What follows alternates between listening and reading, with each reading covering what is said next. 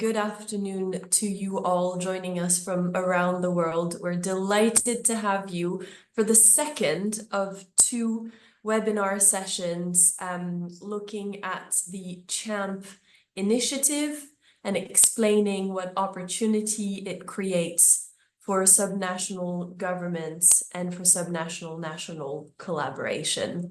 My name is Agathe Cavicchioli. I am the Director of CHAMP Global Strategy and Engagement at the Global Covenant of Mayors. I will be joined today in this webinar by many colleagues from around the world representing cities, representing local government networks, which are all committed, as GCOM is and our partners co-hosting this webinar with us, to the successful implementation of this truly transformative initiative, which we cannot wait to tell you more about. But before diving into today's subject, a couple of housekeeping points for this webinar. We are together for approximately an hour and 15 minutes, which is going to give us some time for questions and answers at the end of the webinar after we have heard from everyone on the call. You are all joining as webinar attendees, which means you are currently muted, and we do ask you to use the chat function to send your questions. You may send them at any point throughout the webinar, but we will address them during the Q&A at the end of the session. We are also very lucky today to have interpretation in 3 languages. So if you would like to listen to this webinar in Spanish, in French, or in Portuguese, please choose the option at the bottom of the Zoom window. By clicking on interpretation, you can choose your preferred channel. To keep this interesting and engaging for everyone, we will be running 2 polls, 2 quick questions to all of you participants to test your understanding, your perspective, and get to know you better as we seek to partner and to work together to make CHAMP a success. So please do participate in the poll when it comes up. Finally, a quick heads up that this meeting is recorded. We did have a lot of interest and more than 500 people have registered to attend. We understand not everybody can always make their commitments, and therefore the recording will be available to anyone wishing to listen to it at a further notice. With that being said, we have a significant number of participants and we can get right into today's webinar content. If I could ask that we move on to the next slide, please. I'm delighted to welcome Megan Ross from Bloomberg Philanthropies. Bloomberg Philanthropies have supported and been a fantastic partner to the CHAMP initiative from its inception. And we really look forward to Megan for some opening and framing remarks. Megan, the floor is yours. Thank you so much, Agathe. It's great to be here. I work with the Environment Program team at Bloomberg Philanthropies, and I'm focused specifically on cities and subnational players in the climate and environment space. Bloomberg Philanthropies is so pleased to be continuing support for the CHAMP Coalition. We were thrilled to partner with the COP28 presidency during its development and launch, and we're in such an exciting moment now to take it forward. Collaborating across levels of government and across sectors to achieve climate wins is a long-time effort for us at Bloomberg Philanthropies, as it is for so many of you on this call and for many more of whom are out there in the climate space around the world. And for a long time, our philanthropy has been focused on ensuring that mayors around the world can act with great ambition to face the climate crisis, to pass policies, to implement programs, and to improve lives for the people living in their cities. As the mayor of New York City, Mike Bloomberg made unprecedented strides in transforming the city's climate readiness and reducing its emissions. And as a philanthropy, we have strived to give cities access to tools and technical support that will bring success in their local context and contribute to global impact on climate action. And the bar has been raised after years of high ambition and incredible results in cities. And so Bloomberg has increased our efforts to ensure that mayors have access to resources that sustain their ability to act ambitiously for the long term. Financial resources are part of that, and partnerships are another incredibly valuable resource to enable action. And now we're connecting not just cities, but states, towns, and regions as well with national governments, which brings the ambition we've seen in local communities to a higher scale and a greater level of possibility. The Coalition for High Ambition Multi-Level Partnerships is an incredible vehicle for realizing that possibility and taking meaningful action. And as the nationally determined contributions are being updated and delivered to the UN, this is an important and strategic moment to act together and act quickly. So we're here today to equip and mobilize mayors, governors, and other subnational leaders to advocate for and participate in these national level climate strategies through CHAMP. I want to thank the COP28 presidency for their amazing leadership to launch and convene the coalition. I want to thank all the climate experts and subnational champions on this call, too many to name, who are leading this webinar to ensure that we all have the tools to realize local and global impact through CHAMP. And finally, I want to thank everyone who joined this event today to learn more. Many of you have been doing this work on collaborative climate action for years, for decades, and I'm inspired to see that experience coming together in this moment, right now on this event and this coming year. So thank you all for being leaders in this high ambition work. I'm excited to see the coalition continue to come to life through this collaborative action in subnational leadership. Agat, back to you. Thank you so much, Megan, and we are so grateful for the support and for the encouragement of Bloomberg Philanthropies for all the efforts of our community. I am delighted that we can switch over now to hearing from Dane McQueen, who is Director of Programs and Partnerships at COP28. I cannot understate how COP28 presidency has been really leading in this space of multi-level governance. We have so much to thank and owe to the leadership of Dane's team and the presidency more widely. Dane, the floor is yours. We look forward to your keynote remarks. Thank you so much, Agat, and thank you to everyone for joining today. You all really lit a fire under us for COP28 and then held our hand to walk through it and make sure that subnational actors were an inescapable part of COP28. And I hope you felt that when you were in Dubai. We had mayors and governors in the summit. We had them across the action agenda for the full 14 days. And we had a strong push to have recognition for their role in the text as well in the formal negotiations. And it was certainly a great moment because we had the global stocktake, which was our first assessment of the Paris Agreement. But I think the need for this subnational leadership and engagement is only going to increase in the process, obviously in the real world too, but in the process especially because as a result of the global stocktake, we now have to inform our next level of ambition through these nationally determined contributions. It's basically the climate pledges that each country will make under the convention. And this is going to be the main focus for the next year and a half. Everyone has to come with something from their national circumstances that allows the world to move closer to 1.5. And there's been a very clear recognition that it won't happen without cities and regions and states. And that's both from a finance perspective and how do we move finance toward those actors, and then also how do we wrap up the work they're doing at the subnational level into these NDCs. So the feedback we received as the COP presidency was, yes, let's keep pushing cities do more, but let's also have some commitments from national governments to work with cities in bringing them into the House as these climate strategies and the NDC submissions are developed.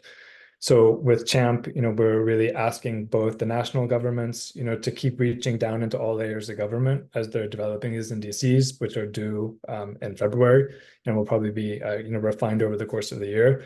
And then we're also asking subnational actors to keep pushing their federal governments to involve them in the NDC process.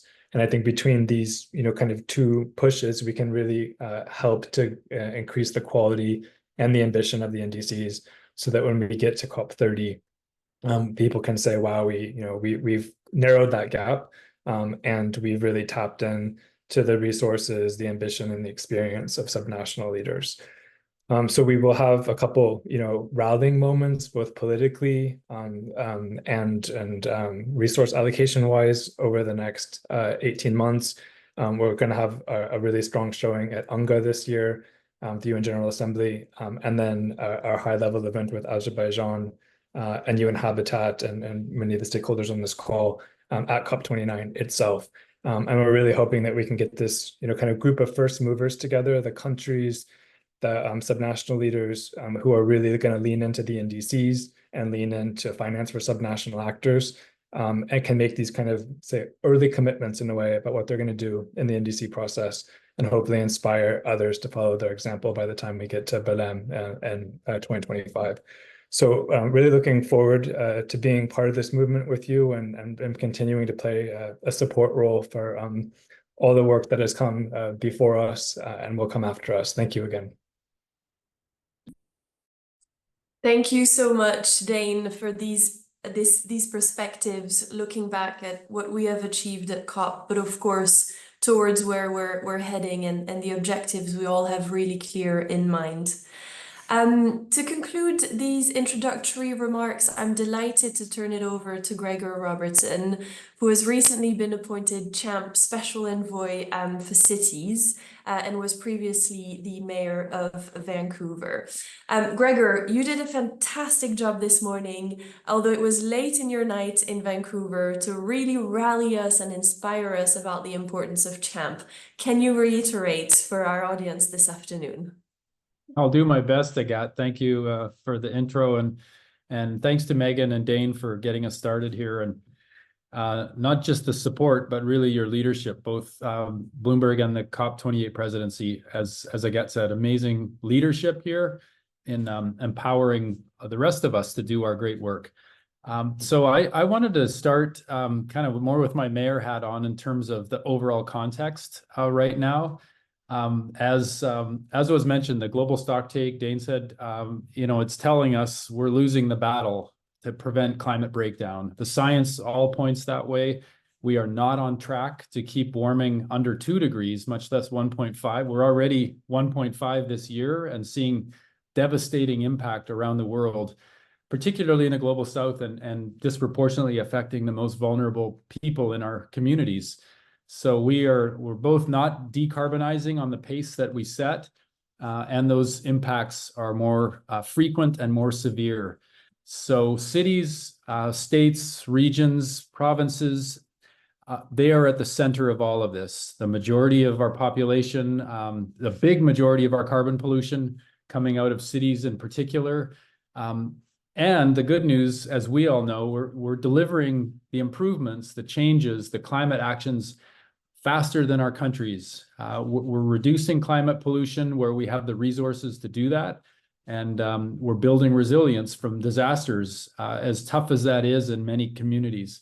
So really one of the biggest opportunities we have in the climate fight is to close the gap between countries and our subnational governments.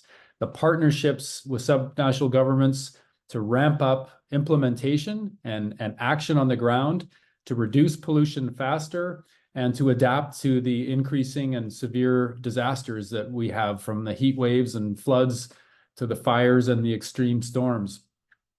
The good news is that 72 national governments recognize this big opportunity, representing over 1/3 of our population globally. And they're committed to working with our subnational governments to deliver more climate action. That's the bottom line, and the CHAMP pledge is deliver more climate action. And we will get into the details of the pledge in this webinar and how we leverage that pledge to get results on the ground in our cities and regions.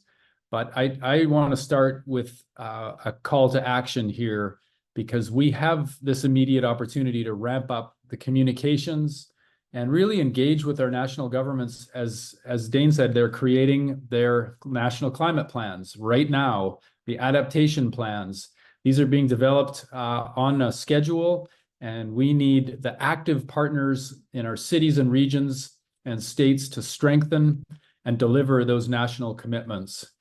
Both strengthen what's in the NDCs and the long-term plans, but also that focus on delivery, because if nothing's delivered on those commitments, then we're not going to get anywhere here. So the louder and clearer that our voices are to call for real engagement at the outset here, engaging with our subnational governments as we put the plans together nationally, forging those stronger partnerships on the ground, and making sure that there's meaningful financing attached to this. We've been waiting for climate finance for decades, frankly, and the better the chances that we can achieve success battling against climate here really hinge on those partnerships and the financing being delivered, being available to our governments. That's the only way we're going to turn the tide on the climate crisis. So as Agat and Megan mentioned, we have a robust set of tools to work with. We have an amazing community of support, people across the world in all the key cities and subnational networks to work with. And we have major events coming this fall with COP29, with U20 and G20 in Rio.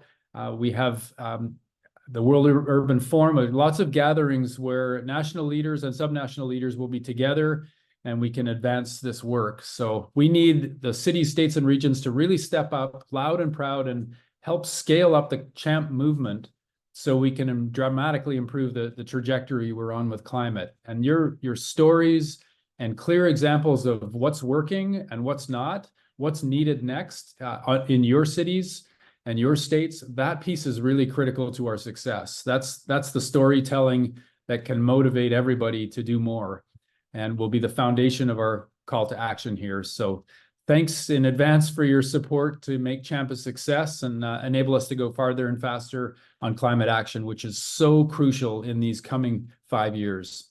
Thanks, and back to you, Agat. Thank you so much, Gregor. This was very invigorating. If any more needs to be done, we will oblige. Myself and a few colleagues will deep dive into a bit more of a detailed presentation of CHAMP. But already a huge thank you to our three introductory and keynote speakers for this really impassionate framing of what the CHAMP opportunity is. I want to take a second to remind all of our participants and maybe those that have joined whilst we were doing introductions that we are now going into the CHAMP presentation. You may listen to it in 3 different languages, including Spanish, Portuguese, and French, simply by choosing your interpretation channel on Zoom. So without further ado, I'm happy to launch us into the presentation. I won't be alone doing this all-important job. I will be joined in a few moments by the man that needs no introduction, Yunus Arakan, who is Director of Global Advocacy at ICLEI and also holds the incredibly important role of LGMA focal point, keeping us connected and engaged with the UNFCCC and with the COP process. And I also have the pleasure to be joined a little later on as well into the presentation by my colleague Louise Saenz, who is Senior Advocacy Manager at C40 Cities. But diving right in, what is CHAMP? We have already mentioned it, but just to reiterate for all participants to fully understand, CHAMP is a coalition that is led by the COP28 presidency and that was joined by 72 national governments. It was launched at COP28, and by joining this coalition, those 72 national governments have committed to developing their future climate targets and their strategies with strong subnational involvement and by featuring strongly content and contributions from subnational governments into these targets and strategies, as well as to ultimately putting in place the necessary supports to enable that locally led action to be taking place. If we go to the next slide, we can see a map of which 72 national governments are currently a part of the CHAMP coalition. Here, I would like to prompt you to take a second and answer a quick poll, which is going to come up on your screens, simply just to check if you know whether you are joining us from a CHAMP endorsing country or not. I really like this slide, particularly because it shows that the countries in the coalition, those countries that are willing to reconsider, to look differently at climate policy making with a more inclusive approach, they are countries that represent a third of global population and a third of global emissions. So if the dialogue and the collective co-creation of climate policies that could come up, that could result from CHAMP were successful, we could see a tremendous improvement for people's livelihoods, quality of air, resilience, at such an important scale. So this is really a major opportunity to make a big dent, a big impact on how we're delivering the Paris Agreement. For those of you interested, of course, we will share the detailed CHAMP pledge in full, which tells you exactly what the national governments have committed to, but it can be summarized in 6 main points. Firstly, the national governments have committed to consulting their subnational governments, to opening a line of dialogue and understanding where contributions and where co-creation might be possible over climate targets, climate strategies. The second step is a commitment to collaborate in the development, in the co-creation of these strategies, so that they may include perspectives, that they may include priorities or challenges emanating and collected directly from subnational governments who are on the front line of the impacts of climate change and also the implementers of action. This approach shall be tested by point 3 of the commitment, which is a commitment to apply these principles of consultation and collaboration onto the next NDCs, the nationally determined contributions, which are due at COP30 in a little over or less than a year and a half. On the right-hand side, moving on to point 4, we've already said this and Gregor has reiterated this. This whole initiative is about supporting action. So the national governments in pledging to CHAMP have also committed to look at how they can better support, channel, or enable funding to go to subnational action, because ultimately that's what we want to achieve. Through that enhanced visibility in national strategies, we want to make sure that those projects that need support, technical or financial at local level, can get it as a matter of national priority.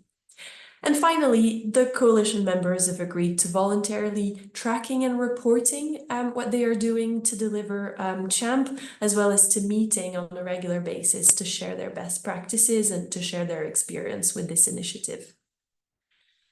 Now, focusing concretely onto what is the objective, what do we hope to have achieved by 2025 when COP30 is in place?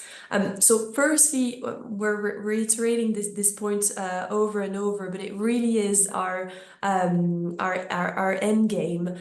We hope that through the consultative and inclusive process that CHAMP is going to encourage in countries, we hope that the NDCs submitted at COP30 are not only more ambitious, but they are stronger on subnational content, as well as having been developed in consultation, of course. This sounds obvious, but we will see the current state of play in a minute, and this is already a big goal to have in mind.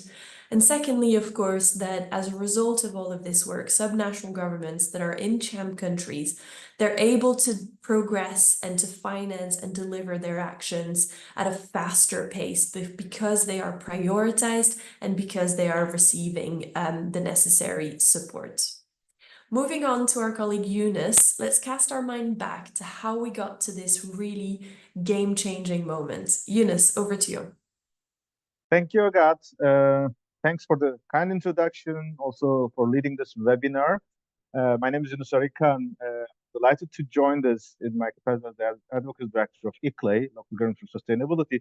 But as you said, on behalf of the Local Government and Municipal Authorities constituency, which is the voice of towns, cities, metropolitan regions, states in the NFCC process since '92.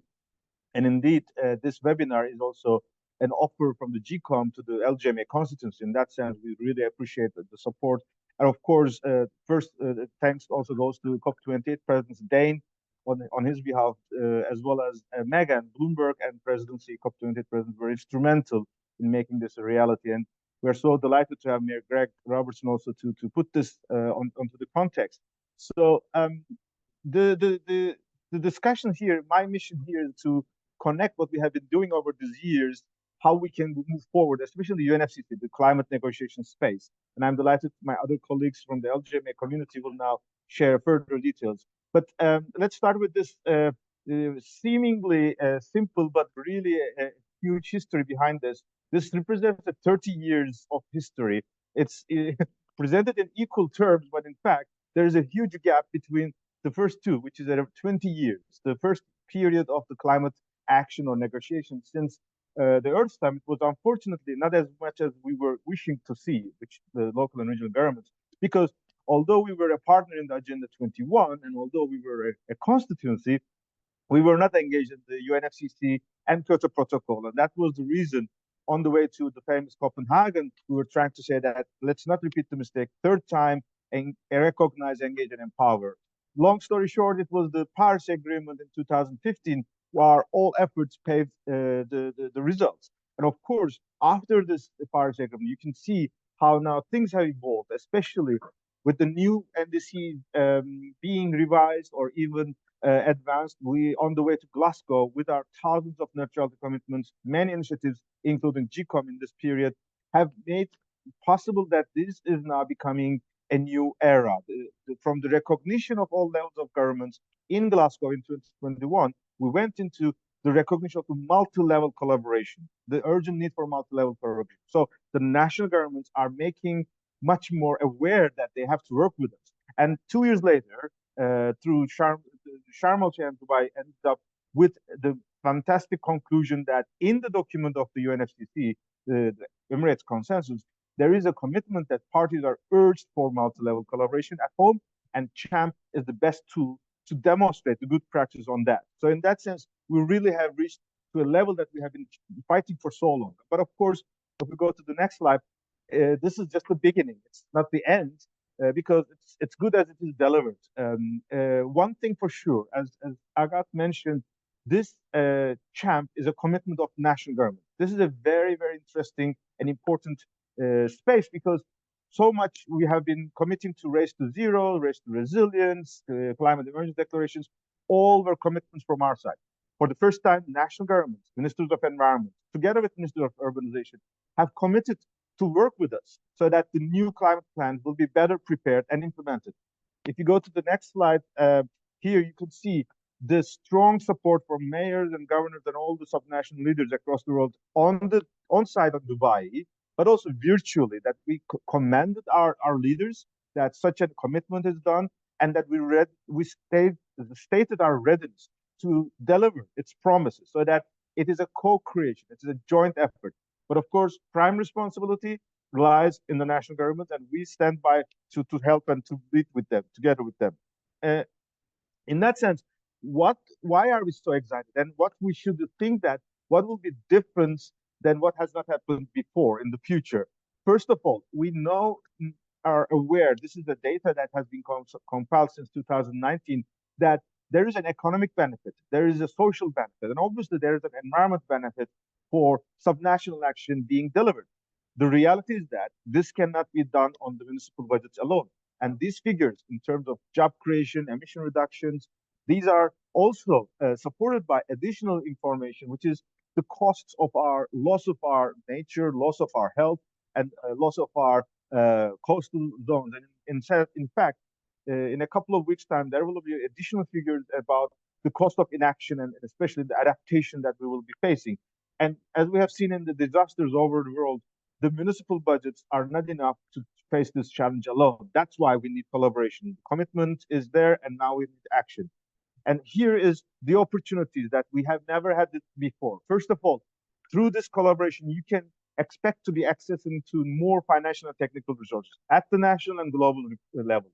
We can have more policy coherence, that the governments, the experts, the ministers are talking the same language, and making sure that our plans are effectively implemented. Obviously, this needs support. All the experts, all the leaders have to be supported with new tools. This means new capacity building, new training opportunities.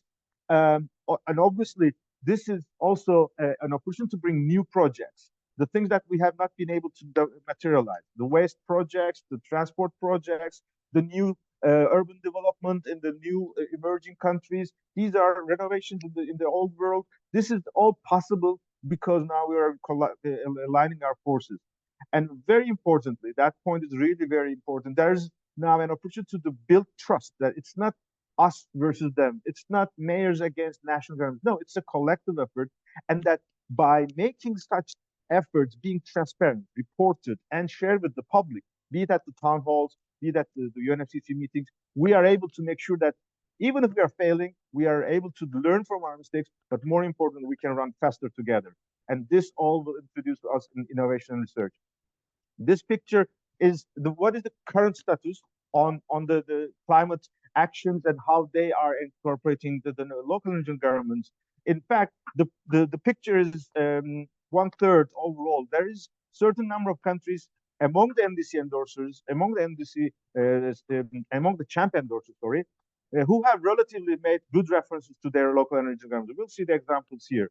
But 2/3 of these 70+ countries have really not either commented or even reported what they have been doing at home. And that's an interesting point, because what we know is that at home, there are still a lot of things being done, but it is not necessarily reported in the national climate plans. One reason is that the ministers of environment are not always talking to their ministers of urbanization or their local and regional governments. That is the new opportunity that through this collaboration, we can expect them to be reporting what they have done together. In the next slide, we have mapped the various examples. That is what is the ones good practices in the current NDC. Dominican Republic is one of the good practices. You will hear from later on from NDC partnership. They are one of the strong NDC partnership countries. All the local governments in Dominican Republic are invited for climate neutrality, and the government has acknowledged this in their NDC. In Morocco, and it's applying for many countries around the world, they are defining the urban space as an opportunity for action, especially on water, especially on adaptation.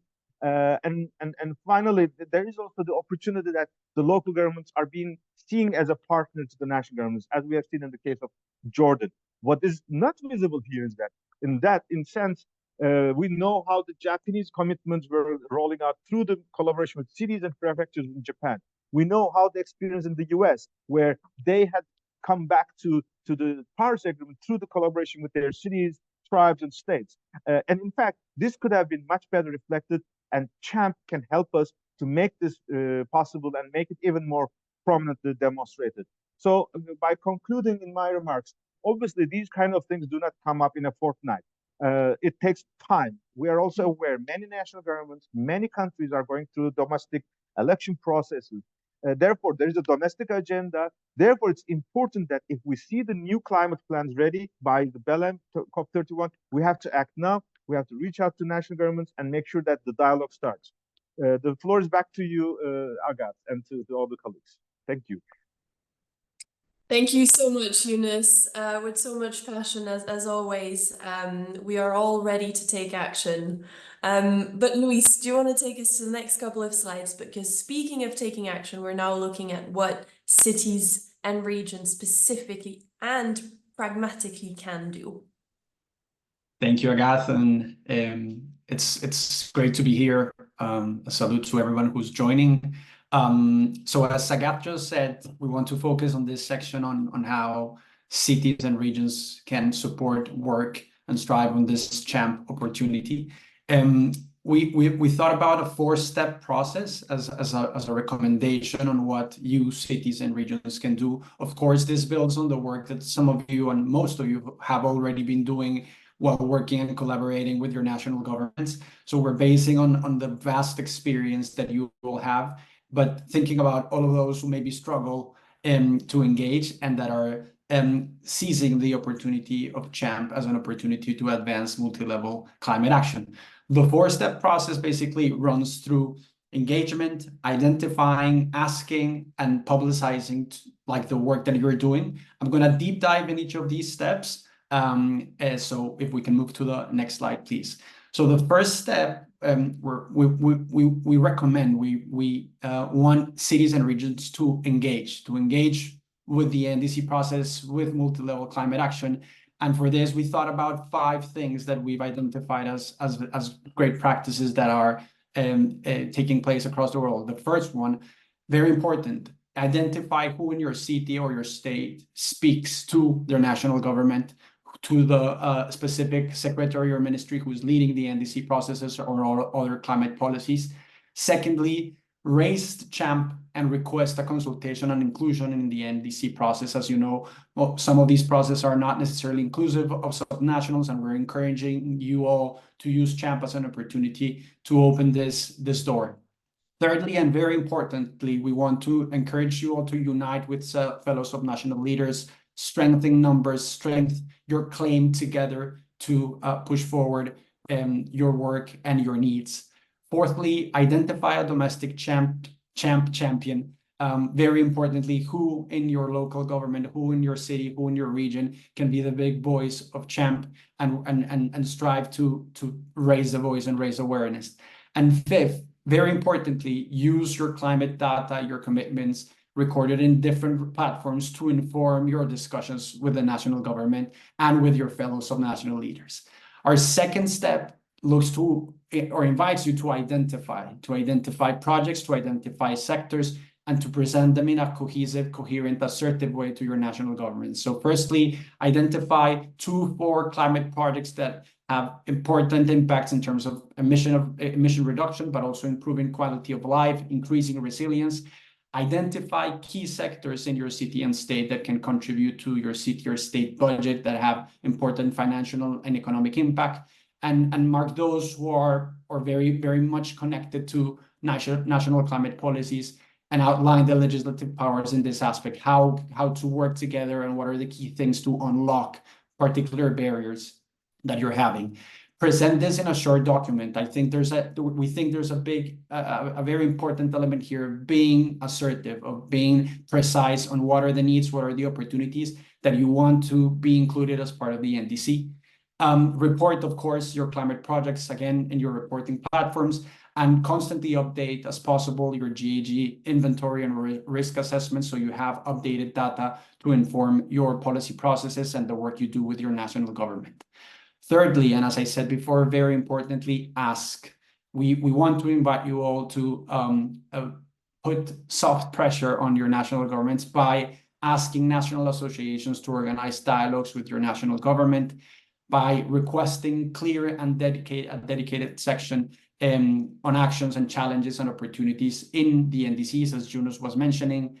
Request, of course, to your national governments help in accessing financial or technical supports available through international mechanisms. There's a bunch of different resources that are available for you, and you should team up with your national government to make the best use of it. Fourthly, and very importantly, as we have said, ask for public and private finance. Work together, not only domestically, understanding the needs of your climate action plans, but working together with the national, regional governments and with other actors to understand how to leverage the resources needed to implement the projects that you have prioritized.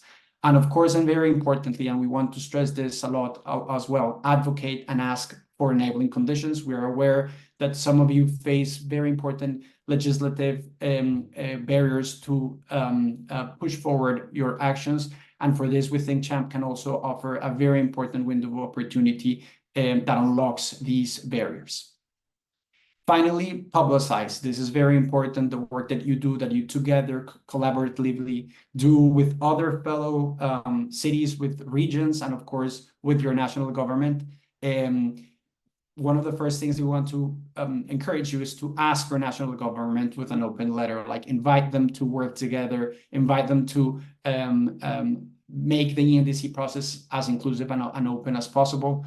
Of course, promote your prioritized climate projects and how the national government can support the way you achieve them, the way you raise resources, and how to produce the impact that you want to produce. And finally, publicize meetings with your national governments. The engagements that you do, the work that you do is very important to continue to raise awareness and create a strong movement around CHAMP. We also want to use this opportunity to show some of the examples of things that are already happening across the world, thanks to CHAMP and around multi-level governance. On the one hand, German cities have been mobilized, the CHAMP initiative, as well as the US cities in different opportunities that they've had in their annual meetings. And of course, the Brazilian cities also have been engaging through city networks with their national governments and pushing forward their asks and their needs. And we also want to, Lord Mayor Anna Reynolds join us this morning, and we want to have the opportunity to also recognize her amazing work ahead of COP28 and during COP28 as a CHAMP champion. Next slide. Also, we want to offer you the suite of resources that we have available on CHAMP. We produce a series of resources that can help you better understand what the CHAMP pledge and the CHAMP opportunity represents. So the resources on the left-hand side are basically explaining what the CHAMP pledge is, how to deliver CHAMP-aligned NDCs. And the resources on your right are resources that we've designed specifically for you, cities and regions, on how to seize the opportunity, how to move forward these strategies and recommendations that we've put forward. And you're going to find this in the landing page of in the CHAMP landing page on the LGMA website. The resources will be available for you to use them, to make good use of them, and use them as you wish. And finally, we also want to obviously raise awareness about the immense resources that we have and that you have around the NDC processes and multi-level partnerships that have been created by a wealth of actors. And most importantly, and we're going to hear from them in a second, the NDC partnership has just launched the NDC 3.0 Navigator, a very important tool that will offer you a wealth of resources. And of course, other documents and reports that have been written in terms of multi-level governance, NDCs, and multi-level governance atlas that is out there for you all. Thank you all, and back to you, Agathe. Thank you so much, Luis. Thank you very much. Fantastic. We are running just a little bit behind time, which is not unusual with a webinar. I want to encourage you all to keep sending your questions in the chat. We are going through them if we can as we speak. So please send them our way. One question we get a lot is whether the slides will be shared. I want to reassure everyone that the slides and the recording will be made available. From there, you will be able to access all of the resources we have mentioned. But now, having fully framed our conversation and hopefully given everyone a clear understanding of CHAMP, I think the best thing to do now is to start hearing from cities in CHAMP countries on how they have been taking action since the launch of the coalition, and what change they hope to affect in their country. Joining us first is Stefan Wagner, who is the Head of International Affairs and Global Sustainability in the city of Bonn, which many of us are familiar with. Stefan, the floor is yours. Thank you very much, Agathe. I hope you can hear me well. Thank you very much for the opportunity to be part of this very interesting webinar today. I think the Mayor Robertson in his introductory remarks put it very well. It's the cities that are in the front line, so to say, in fighting climate change and the climate crisis. And this is, of course, also the case here for us in Bonn. We as a city set ambitious climate targets. We want to become climate neutral by 2035. This is 10 years ahead of our national target for climate neutrality. And this shows the passion, not only of Bonn, but many German and European cities and also cities worldwide that really put forward the climate change here in the climate action here on local grounds. this is also why we have been for many years already collaborating with city networks like IGLEIS and other to strengthen multi-level cooperation and make the voice of our cities heard in climate negotiations at the national, the European, and the international level. Because as we all know, the cities cannot manage this transition only by themselves. We need enabling conditions, we need legal frameworks, and we need also financial support to get this task done. With this Daring City series, for example, we have joined forces with IGLEI to create a new forum for urban leaders who are committed to ambitious climate action, and they gather in Bonn alongside the UNFCCC climate talks. Now, in this regard, we see the CHAMP as an excellent initiative to strengthen the cooperation between municipal level and our national governments, also on international level, and involve municipalities more systematically in our national NDCs. Can you switch to the next slide, please? Yeah. This is also the case for our mayor. She's very engaged in the CHAMP process from the very beginning.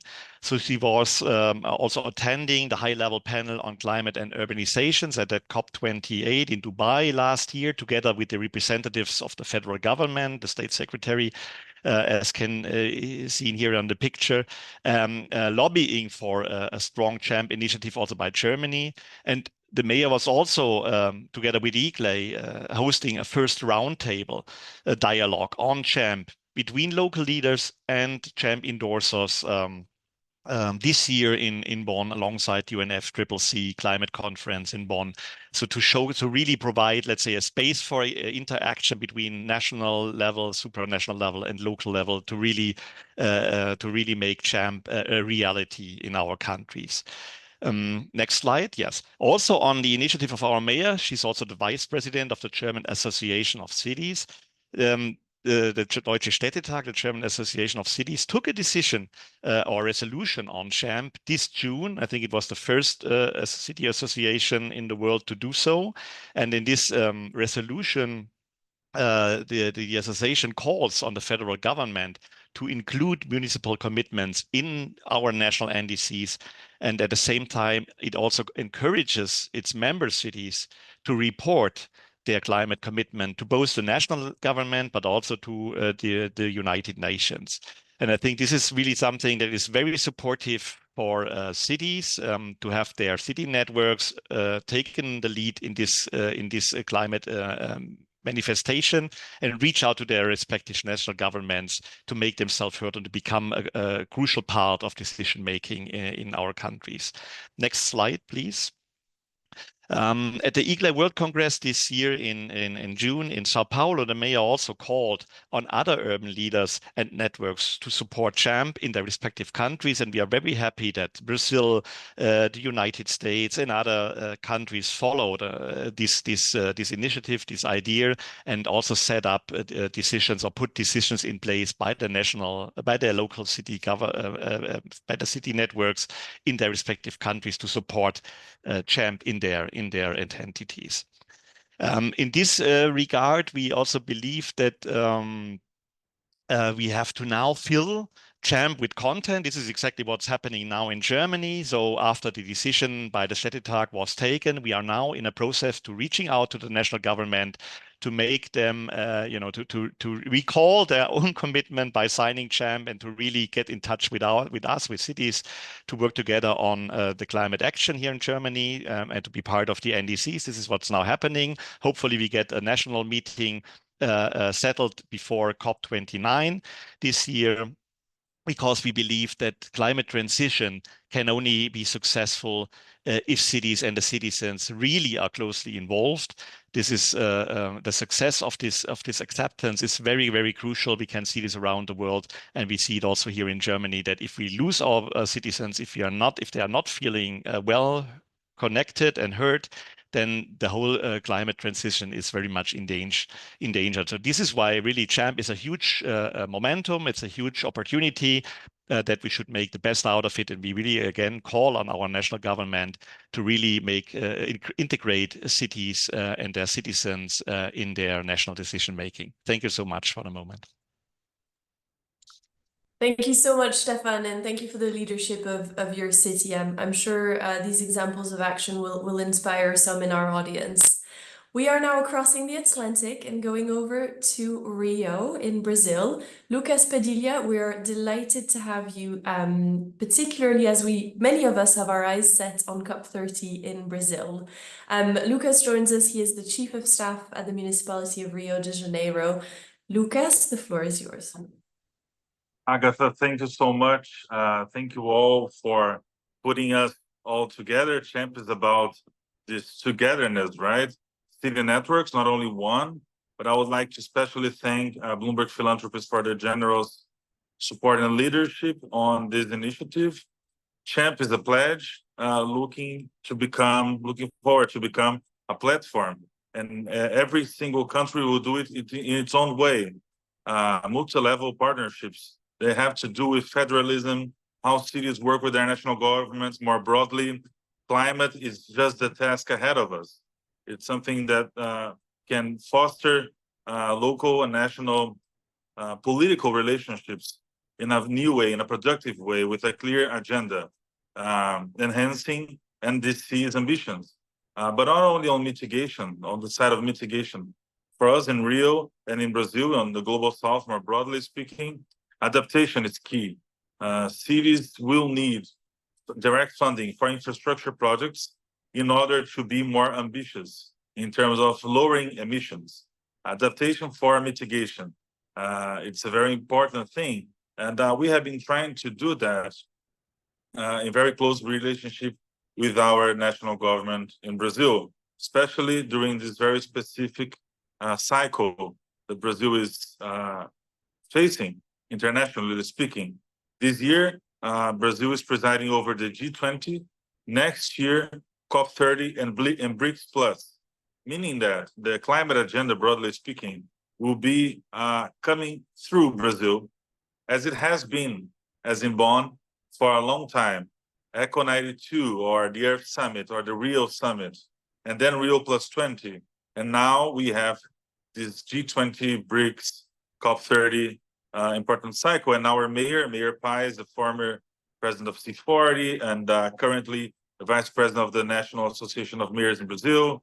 And the U20 chair is really willing to make what we have in Rio as an example to become part of a policy package all over Brazil. So I'll just mention here two examples of what we have been exchanging with our countries, not only in terms of consultation.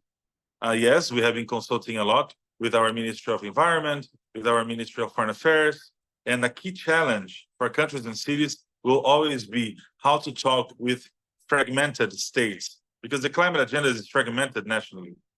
On cities, they are fragmented as well, but you have the issues are so tangible and so close to the mayors that they know how to coordinate the climate agenda. For them, it's sanitation, housing, transportation. And here I have the climate plan of Rio. It's very big and it's printed. It shouldn't be, but you know, I'm just bringing this to you because here we have contracted our agenda for 2030 and 2015 with more than like 1,000 targets, and civil servants, they have been awarded if they overachieve those climate ambitions. And that's what they discuss in education, the Department of Sanitation, Department of Health, how to overachieve the targets we have at this plan. And then we pay an extra salary for civil servants. That's a very simple way of making people going further and faster in every SDG, to be honest, but the climate agenda is very well connected with the SDGs. And tomorrow we are hosting in Rio the high-level summit on SDG and the climate agenda. So how they come together is a UN NDP global event coming for the first time in Rio, the first time outside New York, to be honest. And it's very important to come to the Global South. That's what President Lula always says, because here things, they feel different. They are different, but they're very common. You know, we have commonalities from in Rio with Bonn, I'm sure, on transportation and our ambition on urban parks. And we have been building, like, at this point, we are building 4 urban parks.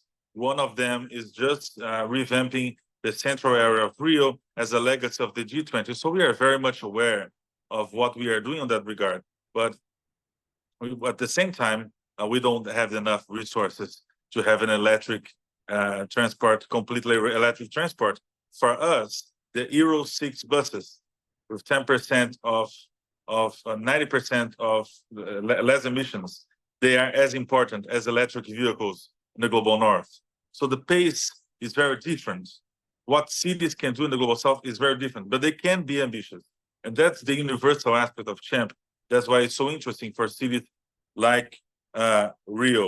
So just to highlight some points here, we have this plan, and this plan is being used by the national government. The local plan, SDG plan in Rio, has been used by the national government as an example, a landmark for the national government to talk to cities, to ask them to have this clear kind of portfolio and targets to get more direct access to funding.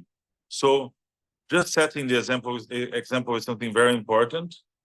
We have our resiliency centers. The core, as we call it in Rio, is the all-encompassing operations center, health, transportation, more than 400 services, all at the same place with a clear plan on urban resiliency. And we, with the national government, with a very specific agency, and that's a thing that can be very thoughtful for you, a very specific agenda that set a very specific body of the national government that sets the rules and regulations for very specific things. In Brazil, it's called ABNT. We developed a norm, a rule, a package on how cities can build resiliency centers. And we open source every technology we have been developing with the national government in Rio for other cities. So cities, they need this package. They need a plan, a very clear plan, with civil service engagement on that.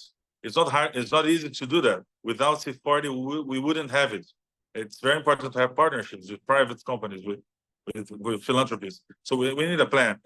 You need an operation center, because resilience is as important as mitigation, and how to do that.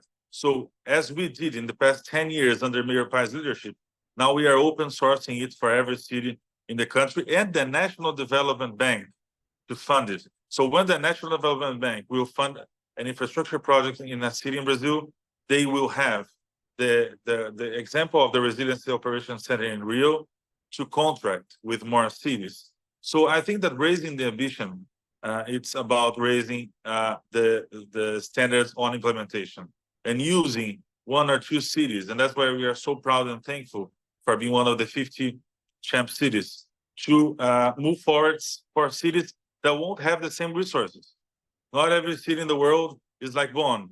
Not every city in the world is like Vancouver from the amazing Gregor Robertson. So we will need to support cities supporting cities, so city networks and city mayor associations can come to their national leaders and talk to them, because there are lots of politics going on. And we are so thankful that the G20 is coming to Rio, because for the first time ever, inspired by COP28, by your leadership, the mayors will be meeting national leaders at the G20. And it's a very meaningful, political, important thing to do. So U20 is a landmark, the plan as well, the Resiliency Center, and we have been getting grants and very important funds by the national government on infrastructure projects, especially on flooded areas, because that's where the climate dangers are, right? So we are focusing on heavy infrastructure, but green infrastructure.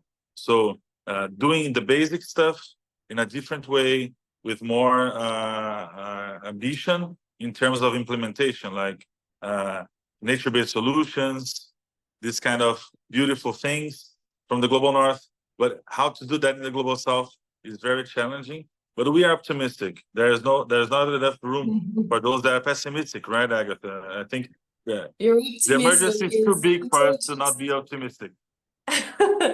Your optimism is contagious, Lucas, and you concluded perfectly on this notion of obviously differentiated capacity and resources, which leads us to the next intervention that I'd love for everyone to hear.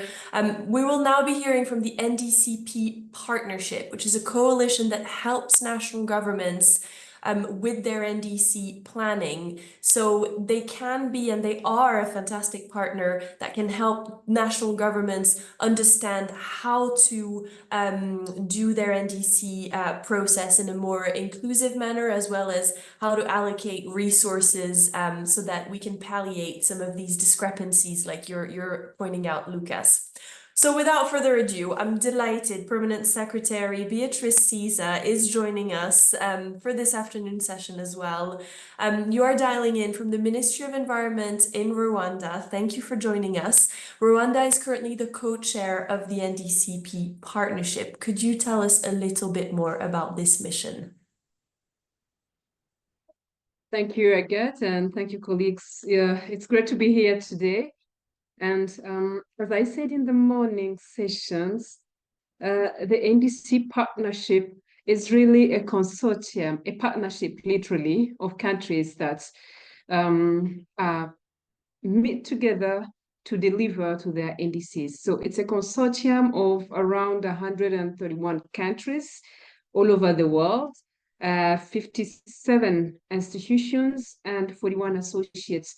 So we all come together. We have a structure, a steering committee, developing countries and developed countries. And all of us, we try to think together how to engage countries to help countries to deliver to their climate ambitions. So the NDC partnerships really supports flexible country-driven processes for coordinated planning, resource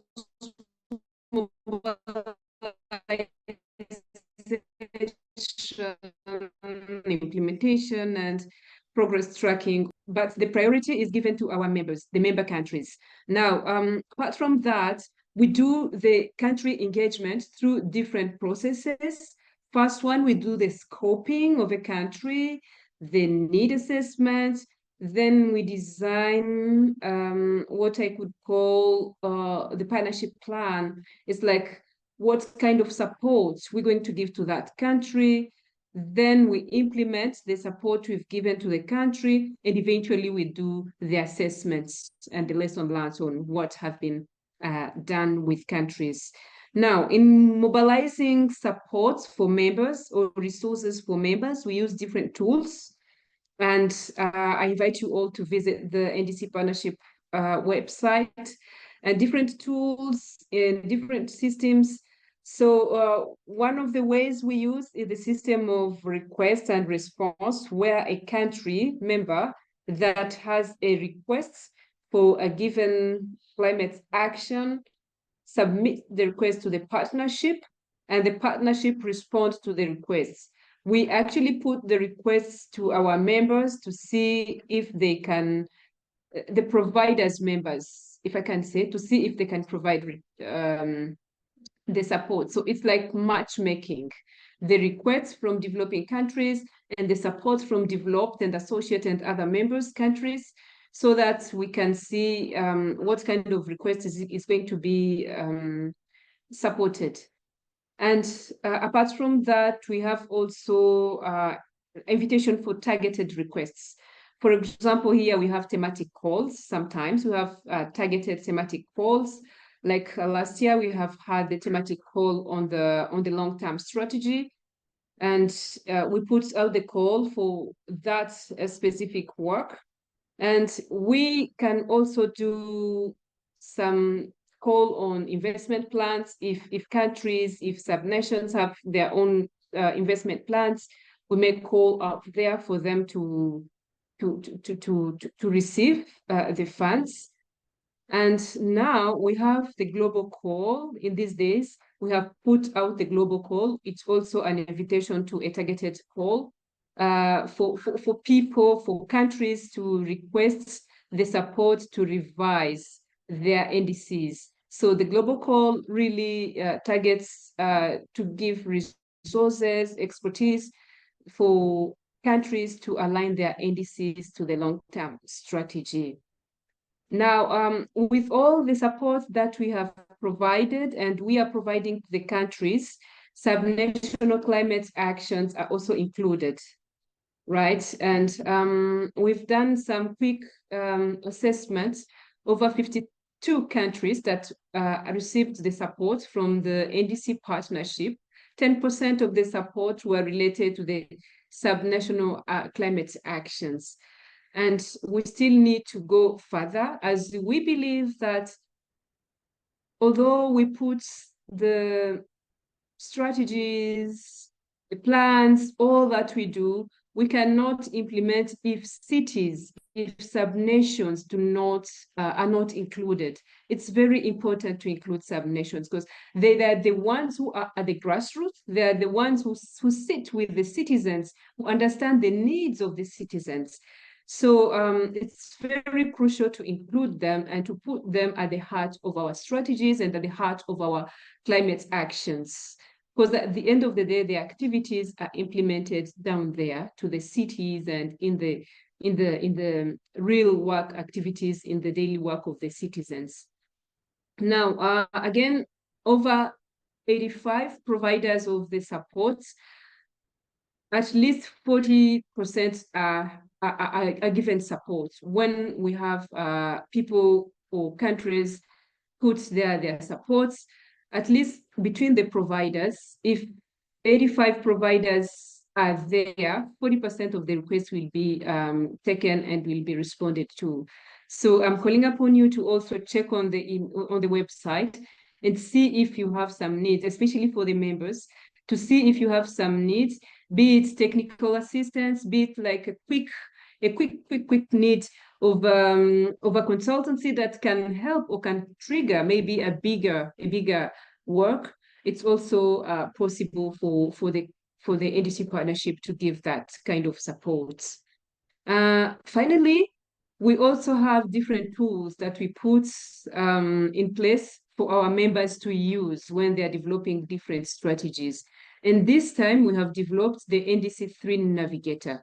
This is a tool that will help countries to see how they can have their NDCs this time developed, the NDCs that we are going to submit in 2025, how their NDCs are going to be developed, but it really gives countries the light on how the countries can raise their ambition, but also on how they can accelerate implementation and how they can track the core, simple and good tool that can help countries. This was also a resource that you can check and use. It's free online.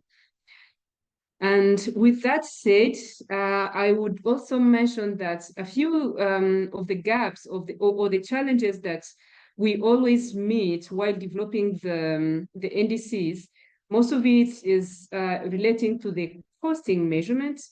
I think this is one of the challenges, but also incorporating all sectors into the plans. So here I also mentioned the need to incorporate the local communities and the cities' needs into the NDCs. So this is it with the NDC partnership. It's a consortium, it's open, and I call upon members here and colleagues here who are not members of the NDC partnership to also join the partnership, excuse me, and also get the support from the partnership, but also share your expertise to the partnership to see how we can together deliver to the climate actions. Thank you so much, Agatha, and thank you, colleagues. Thank you, Permanent Secretary. We are running extremely short on time, so I will flash in front of everyone our last poll. Please give it some attention. I will answer really briefly some questions that have been put in the chat.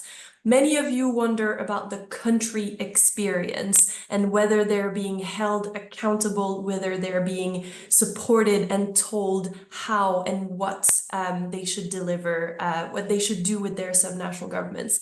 Many of us organizations around the call today are actively working to achieve that, to ensure that national governments are well aware of what they have signed up and of the resources that they can use to work with their subnational governments. And as city and regional networks, we are also committed to supporting them so that we can support at the top end and the bottom end of this dialogue. Some of you have asked how they will be held accountable formally. There is no actual entity or tracking mechanism. However, the coalition is meeting on a regular basis, as we've mentioned in the pledge, which means that they have to report on what they're doing on a regular basis. The notion of a coalition is also that we can incite a little bit of positive competition between the members. And currently, all of the members have been sent a survey so that they can send really detailed evidence of what they are doing. All of the resources, all of the toolkits about what cities should do or can do, what national governments should do and how, all of this will be available to all of you so that you can understand both perspectives. On this notion of support, I want to give my colleague Marina from C40 a 1-minute intervention in response directly to the work in Brazil. And then Gregor, will you close off for us, please? Thank you so much. Marina, over to you.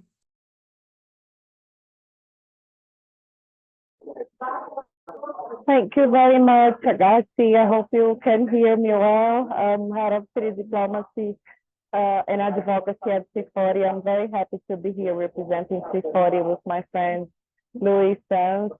Congratulations for this initiative. We are very happy to receive the support of Bloomberg Philanthropies and council friends like Yunus from LGMA, with Gregor from the Global Park. So it's a really pleasure to be here. Boa tarde aos nossos amigos do Brasil. Good afternoon to our friends from Brazil. We had the chance to provide translations to make this process more inclusive for Latin America. It's really good to see that we are advancing from COP28 to have 72 countries committed with CHAMP, and now it's time for implementation. And as Lucas Padilla just said, Brazil is trying to do the best to inspire other countries because we definitely, and I'm based in Brazil right now here with federal government in an event, we definitely want to see, and this is updated as Yunus said, with more urban content by 2025. They need to deliver until February, and we hope to see even in June next year more. And this is ambitious, but of course, advanced implementation, I think, is key in this process. And that's why we think Brazil can give hope and inspire many countries, because for us, it's not about only to be committed, but to implement. And how now these cities can take advantage of this process, of course, as Lucas Padilla said, what cities should be doing with more finance, especially in adaptation, for example, in Global South. But I wonder how NDCs could be implemented faster if the federal government work more with the cities, with the states, especially for some sectors, key sectors like transport, like Marina, I'm gonna have to interrupt you. I'm terribly sorry. Your sound is breaking up a little bit, so it's making it hard for us to understand you. But thank you for joining us all the way from Brazil. I'm sorry. And Gregor, please, if you want to say a few final words for all our participants. Thank you everyone for joining us this morning or afternoon. Yeah, sure. Sounds exciting. Thanks, Marina and Agat, and really just a big thank you to all of you for joining us today on this webinar. And hopefully it's been a very useful session for all of you, and you can access all of these tools, materials, and support going forward, as Agat mentioned. We had great examples from Mark and Bonn and from Stefan and Bonn, as well as Lucas and Rio, what's happening on the ground and what cities are doing to drive the pace with their national governments. States and regions can do the same. So I know we've got traction right now. to Marina's last point there, raising the ambition is the immediate priority for us with NDCs and those national plans, but this is all about implementation and climate action. So the quicker that we get on to that piece and climate finance being accessible and action on the ground taking place, that's what we're here for. So thanks to all of you for your support. We look forward to being an unstoppable CHAMP movement to empower our cities, states, and regions and turn the tide on the climate crisis in these crucial years ahead. Thanks, everyone. We'll see you again soon.